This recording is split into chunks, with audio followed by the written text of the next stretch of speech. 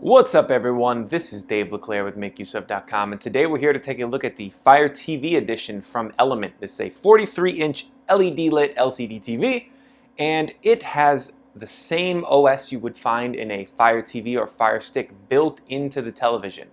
Now that comes at a premium price, as this TV costs $450, which is a little bit more than comparable models, especially the TCL Roku one or just Element's own TVs without the Fire Stick. So the question is, does all that Fire stuff make this worth picking up? Or are you better off just picking up a cheaper TV? We're going to figure those questions out today. So the first thing we need to talk about with any TV is the picture quality. Because obviously if you're buying a TV, you want the image on the TV to look good. You want it to be something that you're going to sit in front of and say, wow, look at my awesome TV. And you won't be saying that when you look at the picture of this one. It's just a little bit flat and the colors don't really pop off the screen the way you'd want it to, especially when you're looking at a TV that costs $450. It has a 60 Hz screen, which is pretty standard for TVs in this price, but it's not super fast. The refresh rate is not super fast for watching sports and other fast-moving things, but it will do the job for that. The main issue that I have is that there's no HDR support, even though there is 4K, and the colors just don't pop off the screen very well. It almost looks like there's a film over it that just prevents it from really looking as good as you'd like it to for the price.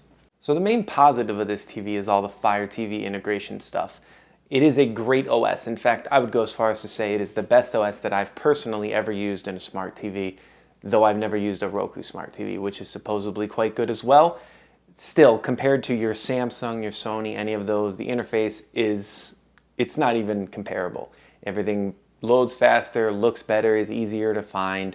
It's just a better interface, but it's not without some quirks. For example, when you turn the TV off and you leave it off for a little bit and then you turn it back on, if you were on, let's say, a Blu-ray player or a computer that you had hooked up to it or your Xbox, it's always going to come back to this screen and you're going to see your home screen every single time.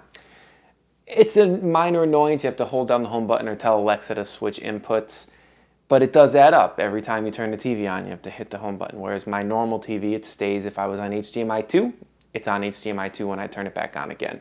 The other issue I have is that it has frozen up on me a couple times. There was once when I switched the inputs and the little thing on the bottom of the screen that pops up and said, you've changed to HDMI 3, refused to go away. I changed to HDMI 2, HDMI 1, I turned the TV off and back on. It still stayed there, ended up having to unplug it and plug it back in order to get that to go away. So it does have a couple quirks here and there, same type of quirks you're going to find on an actual Fire TV device. Still, it is a really good OS. The remote is nice. It has a Netflix button. It has Prime Video button. You can speak into it just like you can on a normal Fire TV.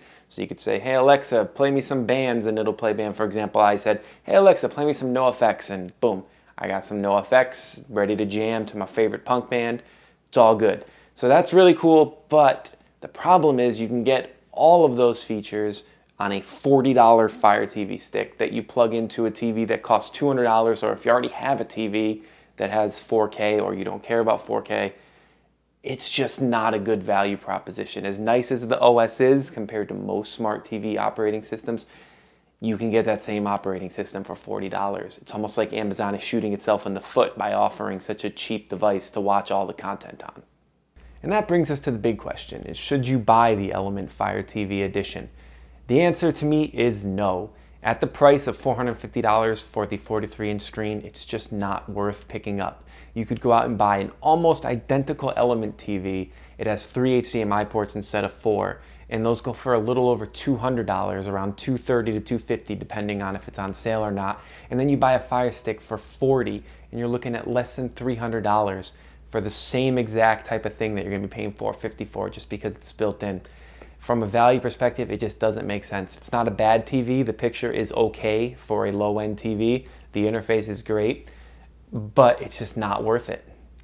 And once again, this is Dave LeClaire with MakeUseOf.com, and I appreciate you very much for watching this review. Unfortunately, we don't have better news, but it is what it is. Make sure to like, subscribe, share, all that good stuff this video, and we will see you guys in the next one.